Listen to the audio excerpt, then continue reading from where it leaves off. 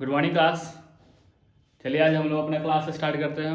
जैसा कि पिछले क्लास में हम लोग ईस्ट इंडिया कंपनी के बारे में पढ़ चुके हैं, जो भी आधुनिक भारत में जो कि हम लोग शुरू से ही पढ़ते आ रहे हैं। पुर्तगाल आया, फिर ये ईस्ट इंडिया कंपनी में ब्रिटिश वाले हैं, उसके बाद डच आए।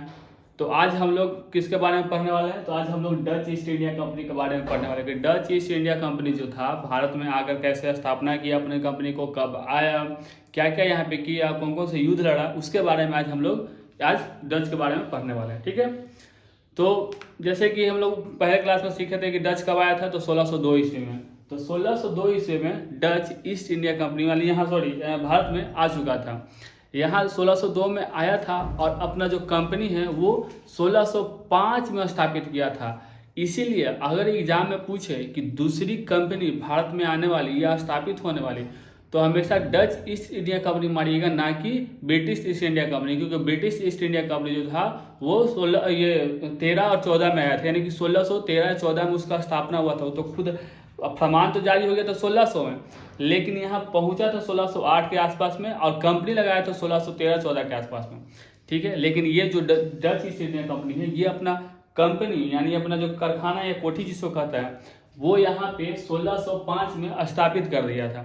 ठीक है, सबसे पहला जो कंपनी उसका था मछलीपट्टनम, ठीक है, दूसरा जो था पुलिकट में, और तीसरा सूरत में लगाया था, जो कि बाद में ये क्या बोलते हैं ब्रिटिश ईस्ट कंपनी भी, ब्रिटिश ईस्ट इंडिया कंपनी है, वो भी यहाँ पे आकर अपना कंपनी स्थापित किया था।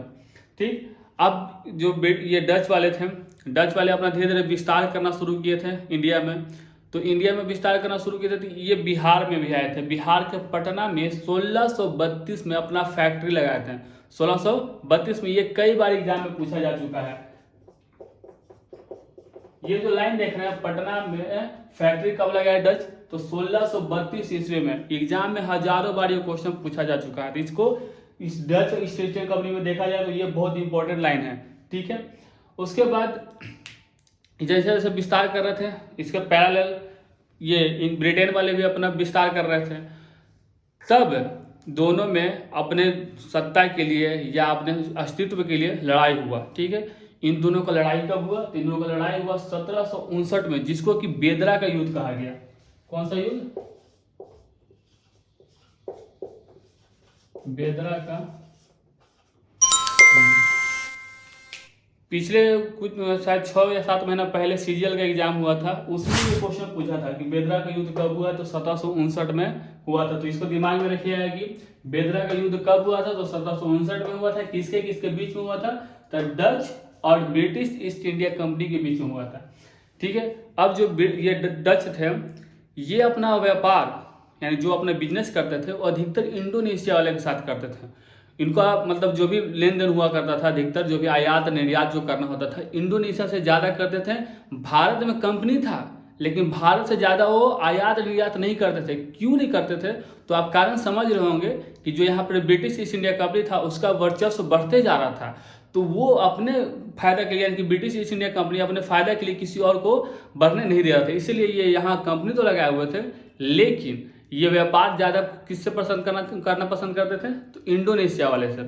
ठीक, उसके बाद जो डच लोग हैं, इन्हीं लोग का देन है या इन्हीं लोग का बढ़ावा दिया हुआ है कि हमारे देश से जो वस्त्र यानी जो कपड़ा उद्योग है, कपड़ा उद्योग को बढ़ावा देने में डच ईस्ट इंडिया कंपनी यानी कि डच वालों को, जो कि हॉलैंड से थे, नीदरलैंड देखते होंगे, जो यूरोप कंपनी है उसके जस्ट नीचे देखते होंगे, इंग्लिश चैनल के जस्ट नीचे देखते होंगे तो नीदरलैंड पड़ता है। तो वहीं के ये लोग निवासी थे। तो इन्हीं लोग का ये देन था कि हमारे देश से जो कपड़ा उद्योग था बहुत बड़ा, और सारे देश में कपड़ा का बिजनेस शुरू किए थे। ठीक है, तो डच ईस्ट इंडिया कंपनी से अगर देखा जाए तो इतना ही है मेन टॉपिक, इतना ही से पूछेगा आपको। अगर आप इतना भी कवर कर लेते हैं तो कोई भी एग्जाम में आप बैठ जाइए, किसी भी एग्जाम में बैठ जाइए, तो डच ईस्ट इंडिया कंपनी से बस इतना ही टॉपिक से पूछता है, इसके अलावा कुछ नहीं पूछता। ठीक, तो इसको अच्छे से नोट डाउन कर लीजिएगा और स्क्रीनशॉट लेकर अपने फोन में सेव कर सकते हैं। ठीक है, अब इसके बाद हम लोग देखेंगे कि फ्रांसीसी लोग कैसे आए, फ्रांसीसी अपना कैसे अपना विस्तार किए यहाँ पे इंडिया में, उसके बाद हम लोग देखते हैं। ठीक है।